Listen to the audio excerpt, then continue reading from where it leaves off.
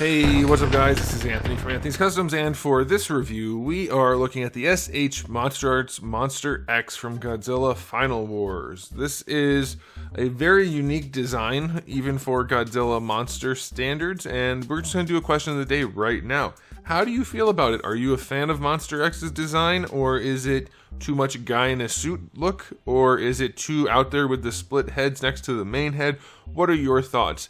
I'm somewhere in between. I think it's both really cool and also a bit jump the shark-ish, but it is pretty cool. So, I don't know. I can't really make a decisive decision, but I'm curious what you guys think. So, let's go ahead and get it off the stand and take a closer look.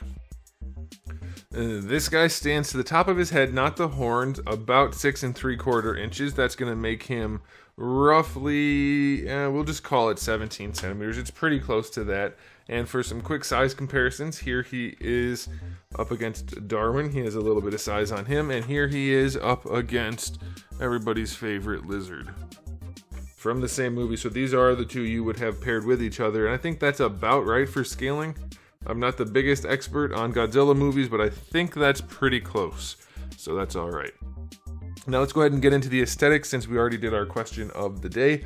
This guy has a lot going on. It's almost all molded. There is some paint, and you can't really tell what's what, so that's good. Some of the silverish, whitish color is painted, some of it is molded, and it all blends very nicely. You do get some shading here and there. You see it right here on this shoulder piece, around on the heads. Obviously the detail work on the heads is painted. We'll get to that in a second. A little bit of shading on his Doomsday spike back there.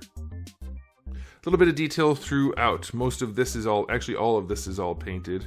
All the silver is painted on the tail, up here. Some of these parts are painted, some are molded. It's really seamless as far as that is concerned, so that's good. There's no shading on the main body though, it's just the lined plastic. It's kind of textured. That's okay though, I think that's alright. Let's look at the head real quick, see the details. The eyes are painted very nice on all of the different head pieces. The teeth are painted pretty well. The spikes are spiked well, striped and spiked. I can speak English. And the teeth look good, so I'm very pleased with that. There's nothing in his mouth at all. I hope that's the way it's supposed to be. But yeah, it looks pretty good. I like it. I think the aesthetic is pretty much what it's supposed to be. Very pleased with that. So I'm going to give the aesthetic a 9 out of 10. Could be a little bit cleaner, a little bit less plasticky looking here and there, but it's pretty darn good. Now, as far as the accessories go, we do have a lot to talk about. Not really. We have the two open hands that come out in the package, and then two different open hands that are so barely different it's not really worth having, I think, but we get that. And that's it. So I'm going to go 0 out of 10 for accessories. There's not a whole lot going on there. Now, as far as articulation goes, it's kind of cumbersome up here in the head. This is on a ball peg. This piece right here is on a ball peg. So is this one. And then so are these neck ones in here. They're kind of hard to get at, and you can't really do much with them, but they are on their own ball peg. And then the head has a couple of ball pegs going on, so you can move that around. Looks up pretty well, looks down really well. Rotates, of course, leans. Basically everything on these figures is ball pegs, except for one strange bit on here, which we'll have to talk about. But the head works well enough given the cumbersome nature of the design. The mouth does open and close. It's nothing super fancy, but that's pretty good. I'll take it. And now for the shoulder. You know what I'm going to do to get to the shoulder? Let's pop that off. It looks to me like there's a ball peg that lets this butterfly joint move around. So that lets it kind of come forward more. It doesn't seem like it goes back. It goes up and down a little bit. Yeah, it's just connected on a ball peg right in there. You probably won't be able to see it. That's where the butterfly joint connects. Then the arm can rotate around on that. I'm guessing that's a ball peg, but there appears to be a hinge that lets the bicep move on the shoulder. Rather than the shoulder being hinged to the chest so that the whole shoulder rotates, the bicep itself is hinged. And that's weird. And this piece is just a flexible piece. I can't tell if it's pegged in. Maybe it is. Yeah, it is. Okay. So that's got a little double ball peg on it. And then the shoulder. This is such a bad design. You don't need to do this. This is so weird. The bicep having the functionality of the hinge on the shoulder means no range. That's all the range you get out of that hinge. And as you can see, you're getting more flex over here than even on the hinge, but there's nowhere for this to go. This should have the hinge going this way, not this way. And this little piece on the double ball peg serves almost no purpose. It might as well just be fixed. The ball peg is too tiny. So the shoulders are very limited compared to what you would want them to be, or what they could have been. They only go out about that far. So that is very, very limited for that extra engineering. That's unfortunate. They would have been better with just a big old ball peg in there, which is what they normally do, so I don't get why that happened. But you do get your full rotation forward at least, so that's fine. You get your bicep swivel, that's okay. It's ball pegs, but they make up an elbow joint that gives you that much range, and then the wrists are on ball pegs also, so they can move around pretty well. So like, you'll be able to pose the arm, it won't be a problem, but it could have had such better range if they just did it the way they normally do rather than doing some kind of weird reverse hinged shoulder joint. Don't know why they did that. That is very, very strange.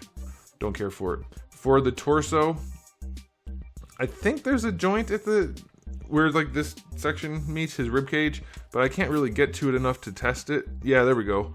Okay, so you get a little wiggle at least. It does lean side to side. It's kind of tricky to get in there, and because it comes down so far back here, it doesn't really do much except for allow him to lean forward a little bit extra.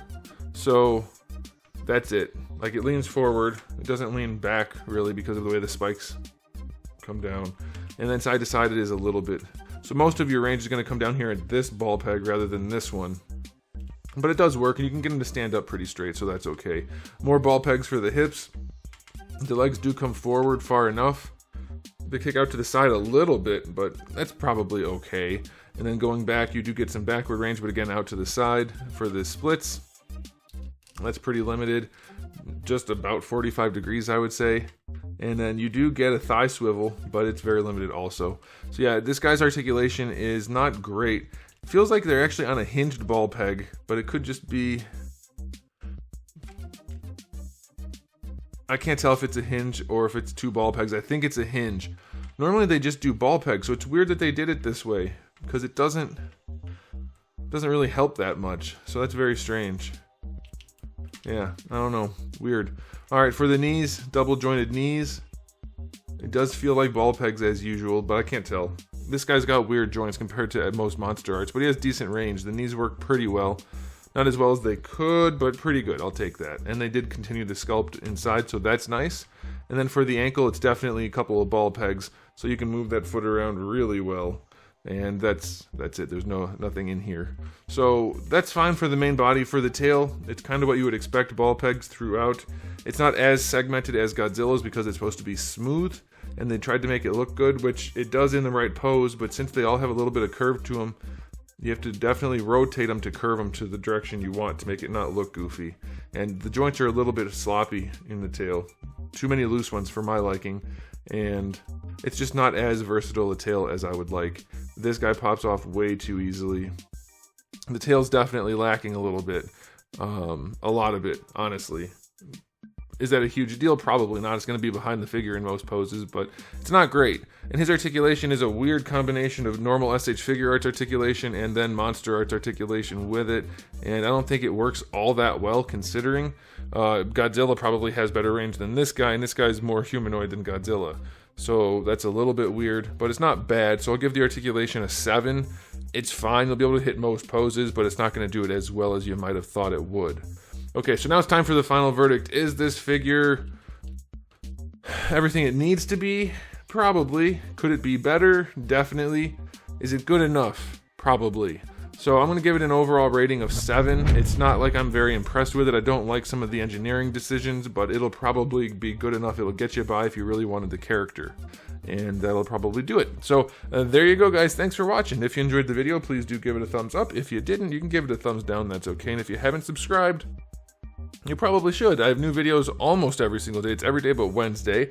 And I have thousands of videos already on the channel. So make sure you come back for all of that. And in the meantime, keep collecting.